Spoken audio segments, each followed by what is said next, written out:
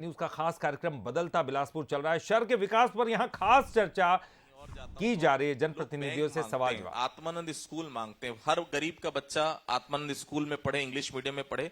हर माँ बाप चाहते हैं, जो स्कूलों की मोटी मोटी फीस नहीं दे सकते। एजुकेशन के क्षेत्र में क्या आमूलचूल परिवर्तन आप बिलासपुर में देख रहे हैं सर? सबसे पहले तो आदित्य जी आपको नमस्कार। बंसल न्यूज के सभी दर्शकों को जो इस वक्त इसको देख रहे हैं उनको भी सबको नमस्कार। यहाँ उपस्थित ऑडिटोरियम में हमारे सभी साथियों को सभी को सादर प्रणाम और नमस्कार। बहुत अच्छा प्रश्न आपने किया है। शिक्षा एक ऐसा विषय रहा है हमेशा जिसकी आवश्यकता जो है वो समय के अनुसार परिवर्तित भी होती रही और वो बेहद उपयोगी भी सिद्ध हमेशा रही। स्वामी आत्मानंद स्कूल का आपने जिक्र किया है। आज छत्तीसगढ़ में शिक्षा की आत्मा अगर कहें, अगर वो कोई है तो हमारे स्वामी आत्मानंद स्कूल ही है। वो आज शिक्षा की आत्मा बन गए हैं वो। और माननीय मुख्यमंत्री भूपेश बघेल जी के नेतृत्व में, शिक्षा मंत्री जी के नेतृत्व में हमारे बिलासपुर की अगर हम बात करते हैं, मेरे शहर की बात करते हैं, बिलासपुर शहर, बिलासपुर एक बड़ा शहर है और छत्तीसगढ़ का दूसरे नंबर का एक शहर कहलाता है। न्यायधानी भी हम इसे, क्योंकि हाई कोर्ट भी है, एससीसीएल का हेडक्वार्टर है, रेलवे का जोन है, एनटीपीसी है। तो अगर हम प्रशासनिक दृष्टिकोण से अगर हम इसे देखते हैं, राजनीतिक दृष्टिकोण से इसे हम देखते हैं बिलासपुर को, सामाजिक दृष्टिकोण से हम इसे देखते हैं, हर पहलू में बिलासपुर एक महत्वपूर्ण शहर है। और इस शहर में पहले कभी ऐसा काम नहीं हुआ कि सरकार उत्तरदायी सभी के लिए है, लेकिन सरकार का उत्तरदायित्व उन लोगों के लिए और भी ज्यादा है जिनको सरकार की पूरे समय जरूरत है। जैसे कि वो तबका जो कि अपनी रोजी रोटी नियमित रूप से कमाता है। क्या ऐसे बच्चों के, ऐसे परिवारों के बच्चों को इंग्लिश मीडियम में पढ़ने का अधिकार नहीं था क्या? क्या उन माताओं के जिनके पिता नहीं हैं उनके बच्चों को इंग्लिश मीडियम में पढ़ने का माताएं सपना नहीं देखेंगी क्या? क्या एक सब्जी वाला, ठेला वाला, ऑटो वाला, रिक्शा वाला या कोई भी व्यक्ति, ये सब के माता पिता बच्चों को पढ़ा? तो मेरे बिलासपुर, हमारे बिलासपुर में बहुत खुशी की बात है कि 14 स्वामी आत्मानंद स्कूल खुले हैं और इन 14 स्वामी आत्मानंद स्कूलों में आज बड़े गर्व से कहता हूं कि 9000 बच्चे जो है वो स्वामी आत्मानंद स्कूल में पढ़ रहे हैं हमारे बिलासपुर शहर में। ये बड़ी उपलब्धि है। जहां आज से 5 वर्ष पहले एक बच्चा नहीं पढ़ता था स्वामी आत्मानंद में, एक बच्चा नहीं पढ़ता था, आज 9000 बच्चे यानी कि 9000 परिवार स्कूल से शिक्षा ले रहे हैं, बच्चे शिक्षा। तो ये शिक्षा हमेशा से ही आदित्य जी एक सोशल डेवलपमेंट का कॉज रही है। ये एक फाइनेंशियल डेवलपमेंट का कॉज रही है। ये एक हर दृष्टिकोण से देखेंगे तो डेवलपमेंट का कारण बनी है शिक्षा। चाहे लेडीज की बात करें, चाहे बच्चियों की बात, मैं तो महिलाओं की हम बात करें, चाहे गरीबों की बात करें, चाहे समाज की बात करें, चाहे सोशो इकोनॉमी जो सेक्टर है वो एजुकेशन का बहुत प्रभावित होता है। और एजुकेशन वो एजुकेशन जो कि समाज में बदलाव लाए, आज की जरूरतों को पूरा करे। तो ऐसे में बहुत अच्छी बात है आदित्य जी की आज 14 Swami Atmanand English medium school और साथ ही साथ एक इंग्लिश मीडियम कॉलेज भी बिलासपुर में चालू हो गया है। ये हमारी सरकार की उपलब्धि है। हमने बिलासपुर को जो आपने टाइटल दिया है बदलता बिलासपुर, वास्तव में अगर कहेंगे तो बिलासपुर को बदलने का हम सब प्रयास कर रहे हैं, हमारी सरकार प्रयास कर रही है, हमारे साथी प्रयास कर रहे हैं। और उस सेक्टर को, वो सेक्टर जो कि सबसे ज्यादा शिक्षा में आकर्षित हुआ करता था, आज कम से कम उनको फीस तो नहीं देनी पड़ती है। अदरवाइज मुझे याद है आदित्य जी, अगर 1 मिनट और देंगे तो प्लीज। मैं नया विधायक बना था और लगभग 2018 दिसंबर की बात हो गई थी। हम लोग नए सत्र में आ गए थे शिक्षा के 2019, और मेरे पास लगभग 800 से 900 परिवार आए थे, माताएं आई थी अपने बच्चों को लेके या जो भी पर्सन आते थे। मैंने पहले साल 800 चिट्ठियां लिखी प्राइवेट स्कूलों में या शासन में कि इन बच्चों की फीस में रियायत की जाए। ये बड़ा फिगर था 800 चिट्ठियां लिखना। और उन 800 चिट्ठियों के लिखने के बाद आज 9,000 बच्चे जो है पढ़ रहे हैं हमारे। मैं माननीय मुख्यमंत्री जी, शिक्षा मंत्री जी को बहुत धन्यवाद देता हूं कि स्वामी आत्मानंद इंग्लिश मीडियम योजना जो है वो वास्तव में एक बहुत ही उपयोगी सिद्ध हो रही है हमारे बिलासपुर के डेवलपमेंट में से। आप सभी लोग यहाँ पर बैठे हुए हैं, मैं क्या उम्मीद करूं जब अगली बार हम अगले साल ये प्रोग्राम करेंगे तो उसका नाम बदल गया बिलासपुर रखेंगे, इतना बदलाव दिखेगा बिलासपुर में। मेरा एक छोटा सा निवेदन और है, जो पीछे बैठे हैं वो सामने जो चेयर खाली वहां पर आके बैठ जाएं कृपया। अगला सवाल मैं लेता हूं सर कि कोविड का समय, वो समय जब लोगों ने, बहुतों ने अपनों को खोया है, यहां भी जो लोग बैठे हैं निश्चित तौर पर बहुत लोगों ने अपने परिवारजनों को खोया होगा। वो समय ऐसा था सर कि शायद जितने भी लोग बैठे, मैं खुद वो समय याद नहीं करना चाहता, क्योंकि चाह कर भी हम लोग सब, ऐसा लगता था कि चाह कर भी मदद नहीं कर पा रहे हैं। ऑक्सीजन सिलेंडर की जरूरत पड़ रही है, लोगों के घर में खाने के लिए नहीं है। उस समय कोई नहीं रुका तो शैलेश पांडे नहीं रुका, हर जगह गए, हर आम आदमी को पहुंच, अपना घर का एड्रेस बताया, खुद जाकर पहुंचे। वो समय आज भी याद आता है सर। बेहद वो बहुत कठिन समय था आदित्य जी। मैं उस समय, हम हमारे पूरे सभी साथी जो लीडर हैं, लीडर का काम क्या होता है बेसिकली अगर सोचा जाए तो, लीडर क्यों बनाया जाता है, लीडर क्यों चुना जाता है? ये इसलिए चुना जाता है कि वो हर परिस्थिति में उसके साथ रहे, जहां उसको जरूरत है वहां वो लीड भी करे उसके लिए।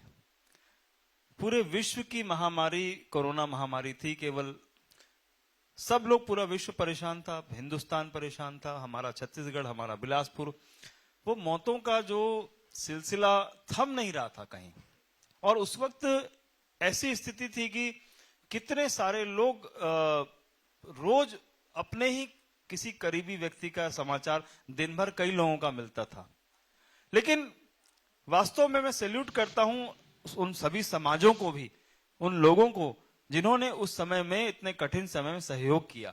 लोगों को खाना पहुंचाने का काम, सुबह सुबह बहुत सारी जरूरतें पड़ती हैं, डेली की जरूरत पड़ती है। उस वक्त लॉकडाउन अचानक लगाया गया, ऑटो वाला, रिक्शा वाला, सब्जी वाला भाई, छोटा व्यापारी है जो हमारा साथी है, काम करने वाले जो लोग हैं उनको, डेली मजदूरी करने वाले जो लोग हैं वो, और कुली, बस संचालक, मतलब सब कुछ बंद हो गया था। और जब पूरा बंद हो गया था सब कुछ, तो सबसे बड़ी समस्या थी कि ये कब तक बंद रहेगा, और कोई गारंटी नहीं थी कब तक बंद रहेगा।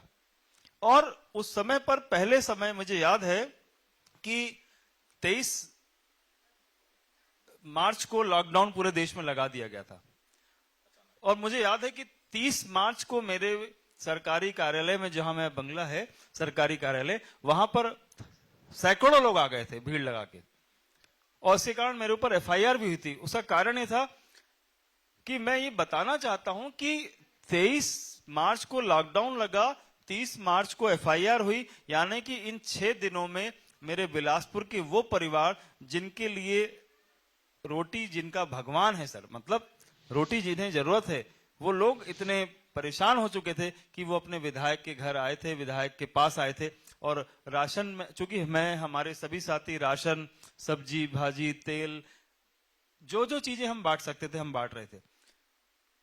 उसके बाद नेक्स्ट वेव जब आई, हमारे पास पैसा भी उतना नहीं था। पैसे को लेकर हमने सीएसआर मद से हमने संभागीय कोविड अस्पताल बनाए, हमने जो वायरोलॉजी लैब है, जो कोविड टेस्टिंग की लैब होती है, उसको हमने बिलासपुर में स्थापित किया। बिलासपुर में हॉस्पिटल बनाए कोविड के, और लगातार हमारी सरकार, हमारे प्रशासन, निगम, स्वास्थ्य विभाग, हमारे फूड विभाग, सब ने, चाहे राशन, कोई कमी हमने नहीं होने दी। और बड़ी बात यह है कि हमने उस वक्त हर दिन कोई नई चुनौती होती थी।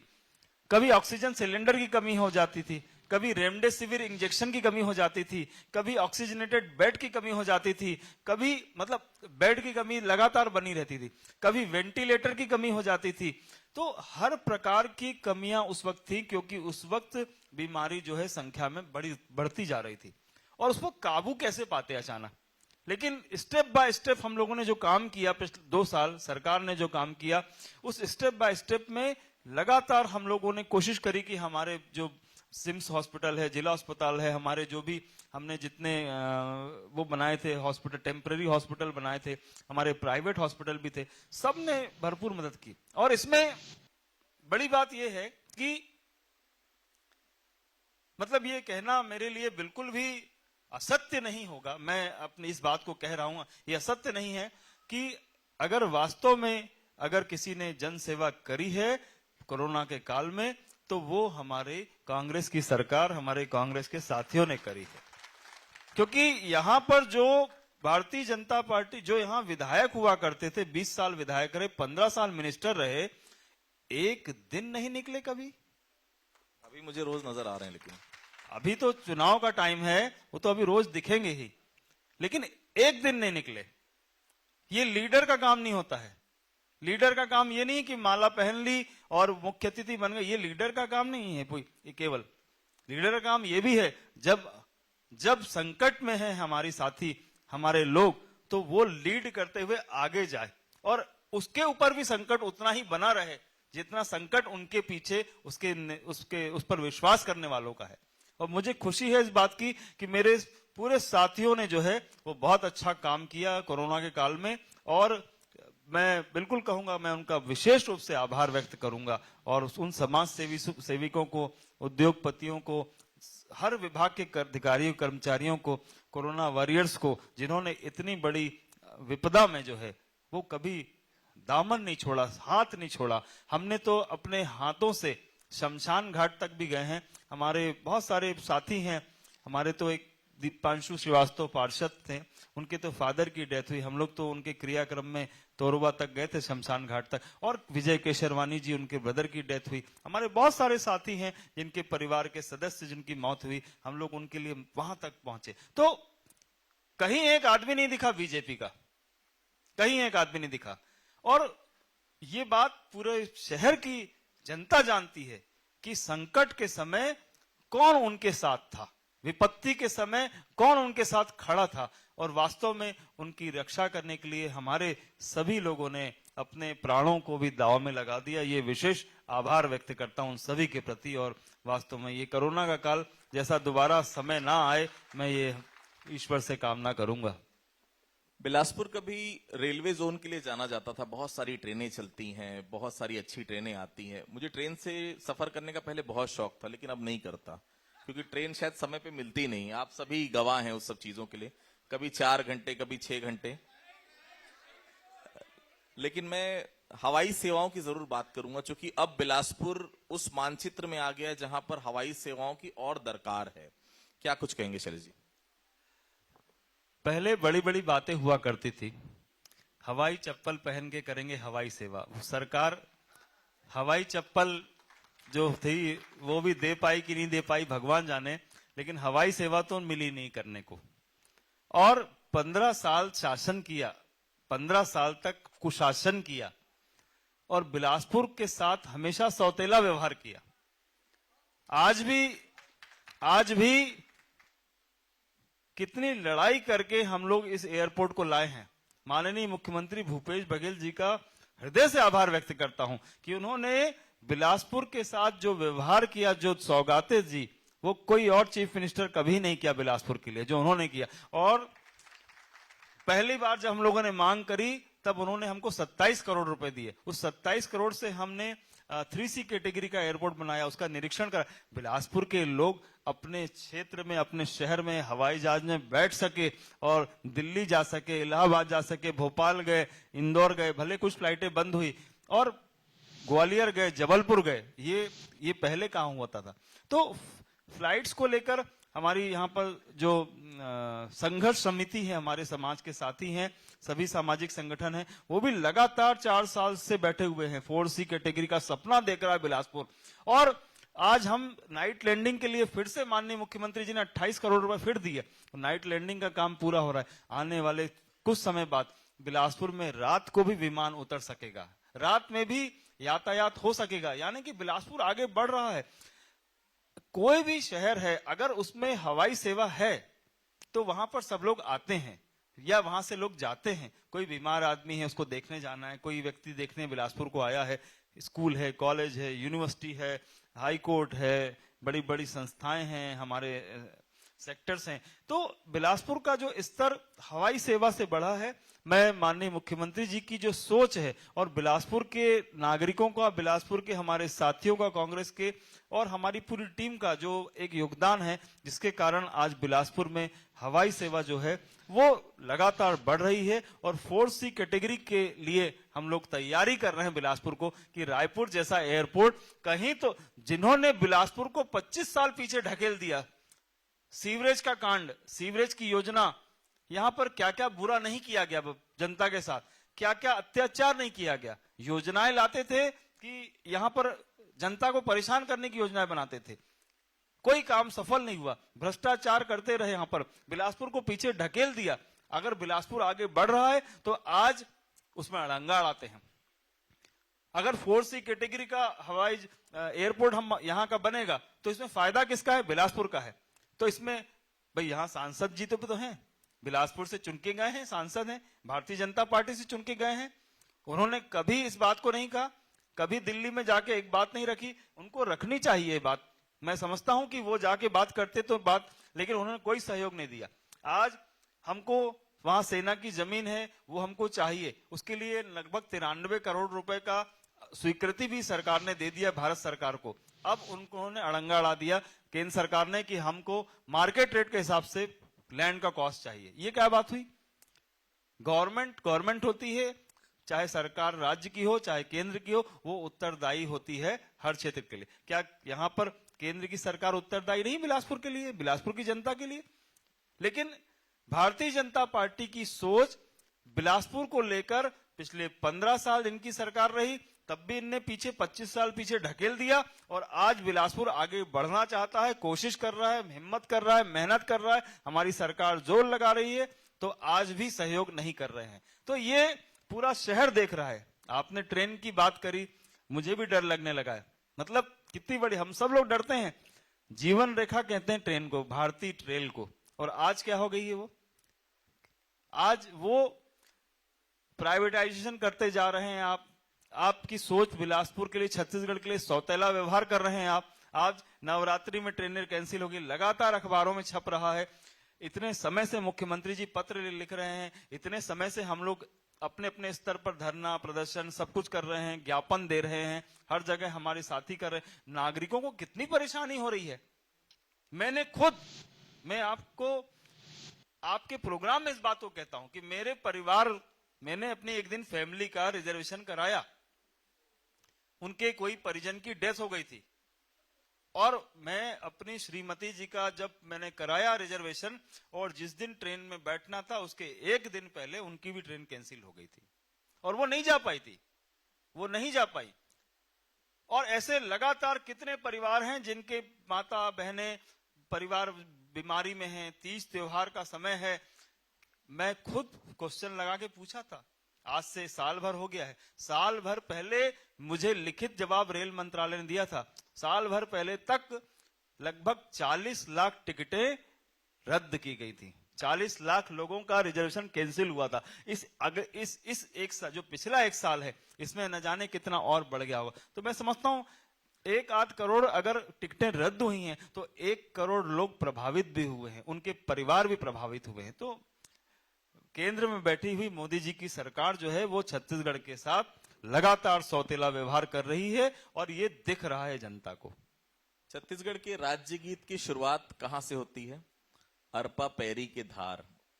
और शायद मैं अरपा नदी का जिक्र ना करूं तो ये परिचर्चा अधूरी रहेगी।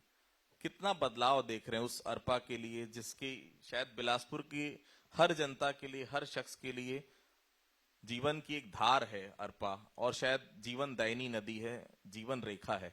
कितना परिवर्तन देख रहे हैं अरपा में पहले और अब में? बिलासपुर बहुत ही सौभाग्यशाली शहर है, मैं मानता हूं।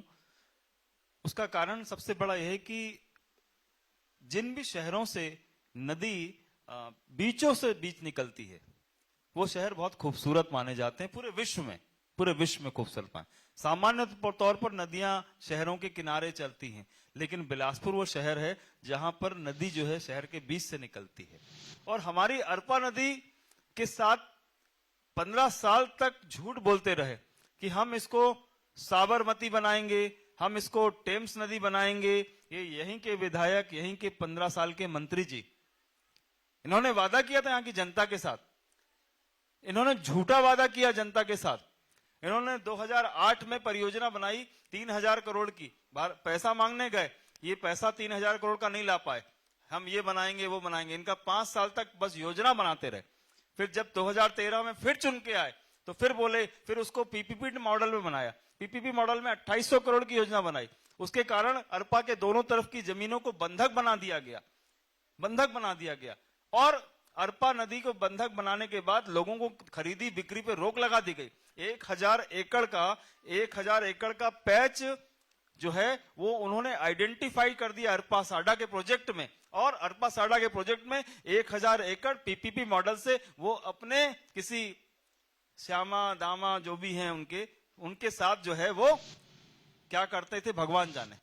और उनका काम था, उनका उद्देश्य था कि इसको मैं बेचूं, इसको किसी अपने आदमी को दूं मैं, जिससे कि वो फायदामंद। और बिलासपुर को बेचने में, बिलासपुर को भूमाफियाओं के साथ बेचने में, बिलासपुर को जिस प्रकार से अत्याचार किया उन्होंने, 50,000 परिवारों को प्रभावित किया, जिनकी जमीन को बंधक बनाया, और वो उनका एक कुरूप चेहरा, उनका कुरूप चेहरा जो है वो अरपा नदी के सौंदर्यीकरण में दिखा, और सबको दिखा, पूरे शहर को दिखा कि उन्होंने कोई काम नहीं किया, सिर्फ यहां पर झांसा देते रहे और झांसा और झूठ बोलते रहे, और उन्होंने बिलासपुर को कभी आगे नहीं बढ़ने दिया। मैं माननीय मुख्यमंत्री जी का फिर से हृदय से आभार व्यक्त करता हूं, सिंचाई मंत्री जी का भी, कि उन्होंने बिलासपुर की आस्था, जिसे हम जीवन रेखा कहते हैं, जीवन दायिनी अरपा नदी कहते हैं, हमारे साथियों ने लगातार संघर्ष किया, और संघर्ष करने के बाद हम लोगों ने पदयात्राएं निकाली।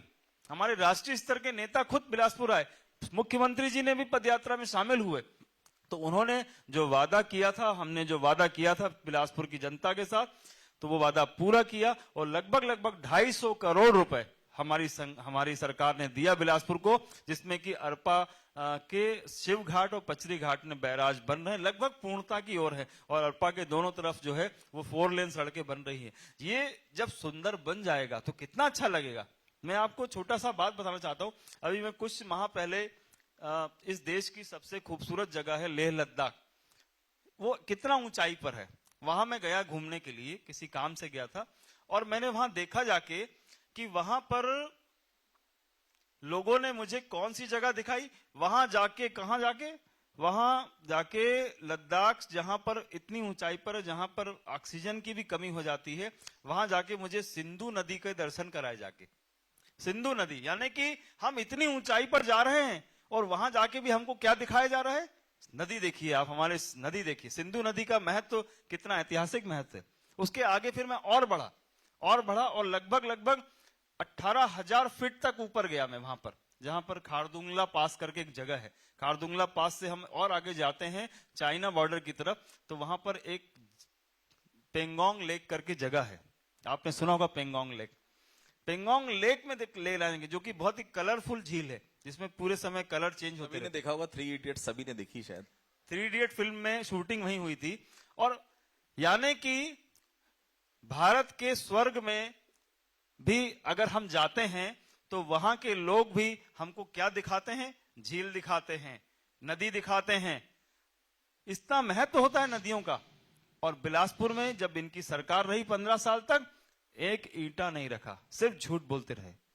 ये महापाप किया उन्होंने।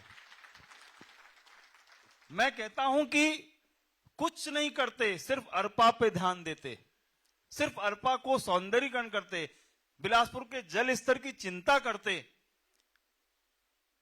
आज एक बड़ी बात बताता हूं कि रोज 10 करोड़ लीटर पानी हम लोग जमीन से निकालते हैं। हमारे पास सोर्स नहीं है ना कोई, हम रोज 10 करोड़ लीटर पानी, पूरा बिलासपुर बोरिंग का पानी पीता है। यहां उद्योग लगे, बोरिंग का पानी यूज होता है, यहां पर इंडस्ट्री लगी है, बोरिंग का पानी, हॉस्पिटल है, बोरिंग का पानी, रेसिडेंशियल है, बोरिंग का पानी, सब लोग बोरिंग का पानी यूज करते हैं। 10 करोड़ लीटर पानी रोज नीचे निकाल रहे हैं। अरे हमारे पास कोई, यहां पर कोई आसपास कोई समुद्र है क्या, हमारे पास कोई बड़ी नदी है क्या, हमारे पास यहां पर कोई सोर्स नहीं था पानी का। हमारा कर्तव्य था, हम यहां पर मंत्री थे यहाँ के, आप मंत्री थे यहाँ के, आप यहाँ के विधायक थे, आपको सबसे पहले सोचना चाहिए कि 10 करोड़ लीटर पानी रोज निकाल रहा हूं, रोज जरूरत पड़ती मेरे शहर को, तो मैं पानी लाऊंगा कहां से आगे जाके? उसके लिए कोई व्यवस्था नहीं करी आपने। आपने पानी क्यों नहीं रोका वहां पर? आपने बांधना चाहिए था पानी को, ताकि हम जल स्तर बढ़ा सकें। लेकिन मैं अपने मुख्यमंत्री जी का, अपनी सरकार का बहुत धन्यवाद देता हूं कि उन्होंने बिलासपुर की आस्था जीवन रेखा को तो बचाया ही, और बिलासपुर के लोगों का सम्मान भी रखा, और इतना बड़ा काम बिलासपुर के लिए किया, और आगे भी करेंगे। और अरपा नदी को जब तक पूरा नहीं बना लेंगे तब तक इस परियोजना को छोड़ेंगे नहीं, मैं कहता हूं।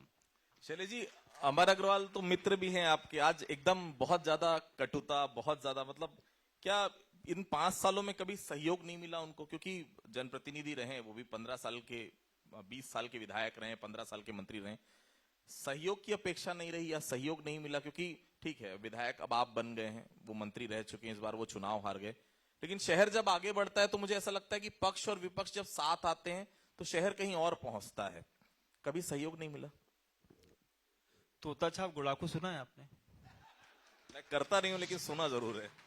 सुना तो है ना? क्या होता है कि एक व्यक्ति की सोच अगर जन सेवा की होती है तो वो जन सेवा करता है। वो कंगाल हो जाता है, उसके कपड़े फट जाएं भले, लेकिन अगर वो जन सेवा के लिए बना है तो उसका कपड़ा भी अगर फट जाए तो भी उसको जन सेवा ही करनी चाहिए, जनता की सेवा करनी चाहिए। यहां पर सेठों का राज हुआ करता था। सेठ लोग, यहां पर सेठ लोग क्या करते हैं तो सब कोई जानता है। तो आपकी सोच कैसी थी ये आपकी परियोजनाएं बताती हैं। हमारी सोच कैसी है ये हमारी परियोजनाएं बताती हैं। उनकी सोच थी, उन्होंने सीवरेज लेकर आए। क्या किया सीवरेज में? लगभग 450 करोड़ रुपए आपने नष्ट कर दिए, पूरे पाइप टूट गए। 1 किलोमीटर की आपने हाइड्रोलिक टेस्टिंग नहीं करा पाए, 234 किलोमीटर का पाइपलाइन आपने डाला। आपने इतने बड़े दो बार यहां पर सीवरेज ट्रीटमेंट प्लांट का उद्घाटन करवाया और जनता को धोखा दिया कि हमने सीवरेज परियोजना को उद्घाटन कर दिया है, जबकि सीवरेज परियोजना आज भी शून्य है। ये धोखा किसने दिया? इनने दिया, इनकी सरकार ने दिया। और एक घर का जो है मल और जो भी होता है वो किसी घर से जुड़ा हुआ नहीं था। आप काहे कि यहां के विधायक थे, आप काहे के मंत्री थे, किस प्रकार के मंत्री थे आप? यहां पर इनकी सरकार में भ्रष्टाचार की क्या मतलब, क्या मिसाल दूं मैं आपको कि दवाई खरीदी होती थी, आदित्य जी, दवाई को आंख में डाला और आंख फूट गई, इतना भ्रष्टाचार था इनका।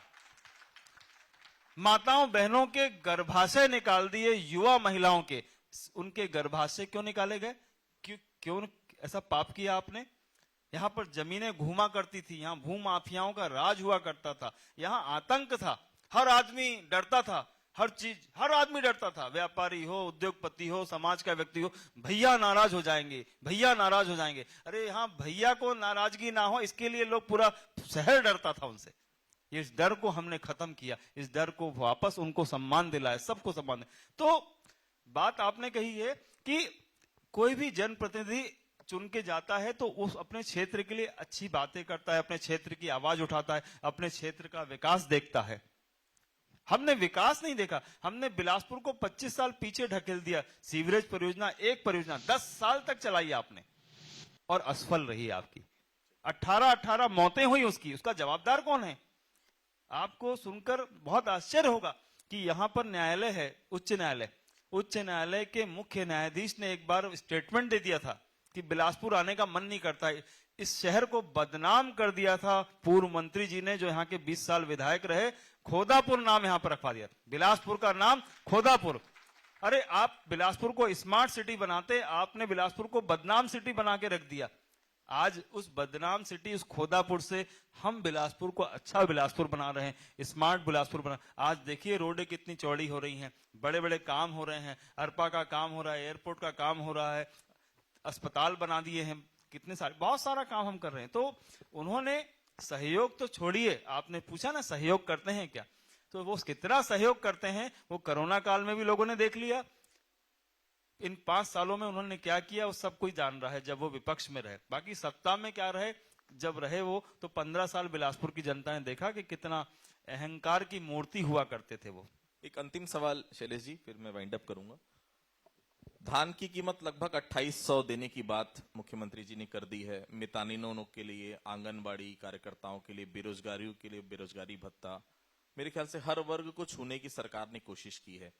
शैलेश पांडे अगर दोबारा चुनकर आते हैं 2023 में, तो क्या प्राथमिकता रहेगी इस बिलासपुर की जनता के लिए?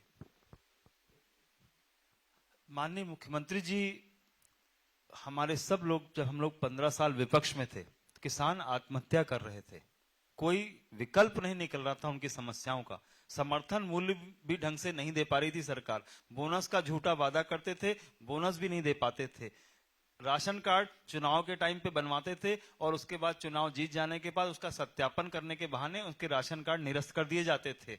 मितानिनों जो कि दिन रात सेवा करती थी जनता की, आंगनबाड़ी की कार्यकर्ता दिन रात सेवा करती जनता, उनका खून पसीना जो है वो निचोड़ा जा रहा था। उनको सम्मान नहीं दिया मानदेय बढ़ा के कभी इन लोगों ने। क्यों नहीं किया? आप सेठ लोगों की सरकार थी पूरी, आप जनता का ध्यान, आप भाई मशीनरी जो है वो तो मितानिनें थी। अगर स्वास्थ्य की और आंगनबाड़ी कार्यकर्ता, कितना महत्वपूर्ण योगदान उनका रहता था। आपने धान की बात करी है, आज मुझे खुशी इस बात की है कि 2018 तक 12.5 लाख किसान पंजीकृत हुआ करते थे। आज 5 साल के भीतर जो चेंज आया उसमें लगभग 25 लाख किसान जो है पंजीकृत है। यानी कि खेती किसानी जो है फायदे का सौदा है, और मैं समझता हूं फायदे का सौदा है तो तभी तो किसान डबल हो गए हैं। और मुख्यमंत्री जी ने प्रति एकड़ जो है वो भी बढ़ा दिया है, 15 क्विंटल से 20 क्विंटल कर दिया। तो किसानों को फायदा मिला, आदिवासियों को फायदा मिला। आदिवासी भाइयों के लिए जो कि वन में रहते हैं हमारे भोले भाले आदिवासी भाई बहन, उन भाई बहनों का जो उनकी वनोपज थी वो केवल 7 वनोपज इनके कार्यकाल में एमएसपी में हुआ करती थी। आज 65 वनोपज जो हैं वो आज एमएसपी में है। यानी कि वो कुछ भी करे, वनवासी हमारा आदिवासी भाई कुछ भी करे, लेकिन उसको इतना विश्वास तो है ना कि ये अगर मैं बीन रहा हूं तो इसका कम से कम 10 रुपया मेरे को सरकार दे देगी। ये एमएसपी होती है, ये सरकार की सोच होती है। आपने तो कुछ भी नहीं किया। आप आदिवासियों की जमीनों को मतलब कब्जा हो जाए आदिवासी, ये लोग विरोधी थे। ये लोग छत्तीसगढ़ के विकास के लिए काम नहीं किया इन्होंने केवल रायपुर को ध्यान देते रहे, बिलासपुर को पीछे ढकेल दिया। हमारा उद्देश्य जो है, हम सब का जो उद्देश्य है कि बिलासपुर को आगे बढ़ाना है। बिलासपुर में 4C कैटेगरी का हवाई अड्डा बनाना है, रायपुर के स्तर में बराबर लाना, बिलासपुर में एम्स की स्थापना करनी है। बिलासपुर में यहाँ पर जो बी ग्रेड सिटी पर हमने लाके खड़ा कर दिया, मात्र घोषणा बची है। 4 साल से घोषणा नहीं कर रहे हैं, जबकि यहाँ पर नगर निगम सीमा बढ़ा के विस्तारीकरण करे, 18 निकायों को जोड़ के 5 लाख से ज्यादा जनसंख्या कर दिया। उसके बाद तो हमारा उद्देश्य है कि बिलासपुर को एक ऐसा बिलासपुर बनाना है जो कि बिलासपुर की जनता जो सोचती है कि मेरा शहर, मेरा बिलासपुर जो है वो अच्छा शहर, बढ़िया शहर, नामी शहर रहे और रायपुर के प्रदेश के रायपुर की राजधानी के बराबर खड़ा रहे। इतनी खूबसूरती हो, इतना अच्छा वातावरण हो, इतना अच्छा एजुकेशन का एनवायरनमेंट हो, इतना अच्छा इंफ्रास्ट्रक्चर हो, इतनी अच्छी हेल्थ फैसिलिटीज हो, इतना अच्छा वहां का वर्किंग एनवायरनमेंट हो, वहां की लेडीज के लिए, वहां के यूथ के लिए, वहां के सभी जाति धर्म के लोगों के लिए एक अच्छा वातावरण रहे। ये काम हम करते हैं। इन लोग का बस चले तो ये रोज हिंदू मुसलमान का दंगा करवाएंगे, ये रोज यहां पर यही काम करेंगे जिससे कि एक मानसिक रूप से तकलीफ पैदा हो समाज में। तो हमें उन सब चीजों को हटाते हुए एक सुंदर, अच्छा, व्यवस्थित बिलासपुर बनाना है। यही हम सबका प्रयास रहेगा, हमारी सरकार का, हमारे साथियों का, यही मैं चाहूंगा। बहुत बहुत धन्यवाद सर हमसे बातचीत करने के लिए, और उम्मीद करते हैं कि 2023 में आप फिर से चुन कर आए, और जो तालियां अभी बज रही हैं उससे 4 गुना तालियां अगली बार जब मैं आऊं तो इसका नाम मैं रखूं बदल गया बिलासपुर। सब साथ मेरे साल से जितने लोग हैं सब हामी भर रहे हैं उस बात का। अभय जी भी बैठे हैं, नमस्कार कर रहा हूं मैं। बहुत धन्यवाद करता हूं सर मैं। इसके बाद मैं चाहूंगा सर कि आप मंच के सामने ही जगह, क्योंकि अभी एक सेशन और है जिसमें आपको शामिल होना है जी। मैं चाहूंगा कि सर कुणाल दुधावत साहब मंच पर आ जाएं। कुणाल दुधावत साहब नगर निगम कमिश्नर हैं, स्मार्ट सिटी भी देखते हैं। अजय अग्रवाल साहब हैं, सीओ जिला पंचायत हैं। मैं चाहूंगा कि ये एक यहाँ पर चेयर और अरेंज कर दिया जाए, और जल्दी से हम अपनी सेकंड जो सेशन है, बहुत महत्वपूर्ण सेशन है, उसकी शुरुआत हम करेंगे अगले 2 से 3 मिनट में। आप जितने लोग बैठे हैं, क्या वाकई में बिलासपुर बदला है? ऐसा लगता है कि केवल विधायक जी को लगता है? आपको लगता है? तो बंसल न्यूज का खास कार्यक्रम बदलता बिलासपुर आप देख रहे हैं। एक छोटे से ब्रेक के लिए रुकेंगे, जल्द हाजिर।